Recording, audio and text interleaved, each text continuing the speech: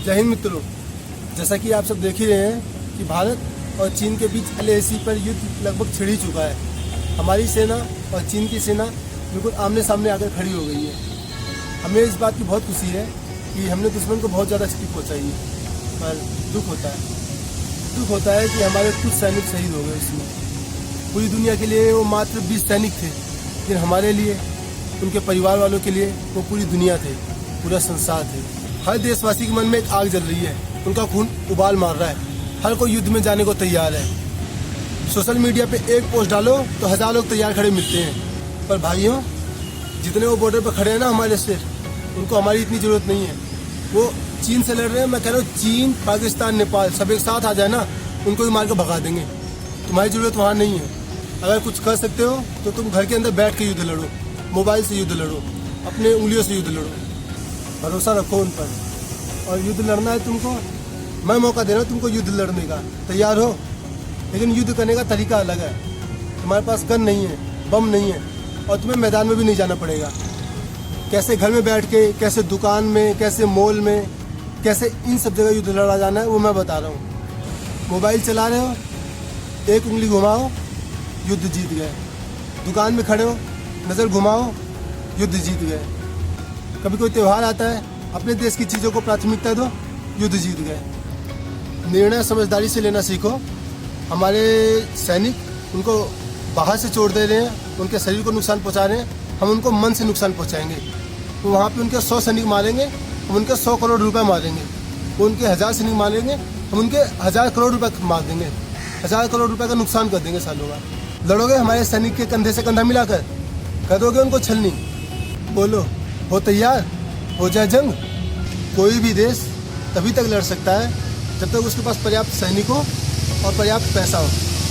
तो सैनिक को तो हमारे सैनिक मार देंगे, मुझे पूरा भरोसा है। पैसों से हम उनको मारेंगे।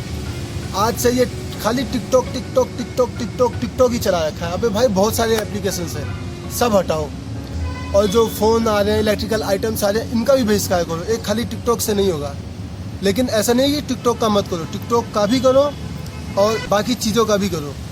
और सरकार पर निर्भर मत रहो। किसी भी देश की सरकार के ऊपर कई बाउंडेशंस होती हैं, जैसे trade policy, world diplomacy, globalisation वगैरह वगैरह।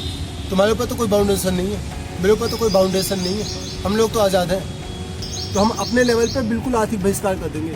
आज के बाद कसम खा लो कि चाहे तुमको कोई सामान 100 रुपये महंगा पड़ रहा है, वो ले लेना है, लेकिन चीन का नहीं लेना है। ये जितने पैसे बचा के तुम चीन को दे रहे हो ना, ये सारे पैसे बंदूक की गोली बन के हमारे देश के सैनिकों को लग रही हैं। और हाँ, कुछ लोगों को जवाब देना सीखो। इस युद्ध के समय भी कुछ लोग सबूत मांग रहे हैं, कुछ लोग केंद्र सरकार की निंदा कर रहे हैं। गधों, युद्ध के समय ना कोई सरकार होती है, ना कोई विपक्ष होता है, ना कोई सपोर्टर होता है, ना कोई भक्त होता है, ना कोई चमचा होता है। ऐसी विचारधारा का विरोध करो जो अपने सैनिकों को नीचा दिखा रहे हैं, जो अपने सैनिकों का उत्साह कम कर रहे हैं। अब समय है दुश्मन को अंदर और बाहर दोनों तरफ से मारने का, और अंदर के दुश्मन और बाहर के दुश्मन दोनों तरह के दुश्मनों को मारने का। हम इस तरीके से चोट पहुंचाएंगे तो हमारी जीत निश्चित है। जीत तो हमारी वैसे भी निश्चित है, क्योंकि हमें पूरा भरोसा भारत के शेरों पे, भारत के वीरों पे। बस जीत में अगर हम साथ देंगे तो जो जीत हमको 1 महीने में मिलने वाली है, हमको 10 दिन में मिल जाएगी। और साथ नहीं देंगे तो 1 महीने में सही, लेकिन जीत हमारी ही है, हमारी ही निश्चित है जीत। मैं भारत सरकार को कुछ सजेशन देना चाहता हूँ, और इसी के साथ वीडियो बंद कर दूँगा। सबसे पहले तो सभी चाइनीज़ प्रोडक्ट्स का इंपोर्ट बंद हो। उसके बाद चाइनीज़ एप्लीकेशंस बैन करो इंडिया में। हम अपने ऐप बनाएंगे, अपने ऐप्स का ही प्रचार करेंगे इंडिया में। जितनी चीनी कंपनियों को ठेका अभी तक हमने दिया है, वो तुरंत के तुरंत कैंसिल करो, और कोई भी नया ठेका चीनी कंपनियों को नहीं दिया जाएगा। और एक और नियम लागू कर दो कि कोई भी इंडियन कंपनी जो वो प्रोडक्ट बना रही है, जो चाइना अभी तक बनाता आया है, उसके सारे टैक्स माफ़ कर दिए जाएंगे, उस पर सब्सिडी दी जाएगी, ताकि हम कंपटीशन दे सकें। चाइना को बाहर करने का ये सबसे बेस्ट तरीका है। और वीडियो का अंत करने के साथ मैं ये आशा करता हूँ कि आज के बाद से हर एक व्यक्ति, हर एक भारतीय इन सभी बातों पर गौर करेगा, हर चाइना के सामान का बहिष्कार करेगा, एप्लीकेशंस का बहिष्कार करेगा, और देश के साथ हमेशा खड़ा रहेगा। जय हिंद, जय भारत।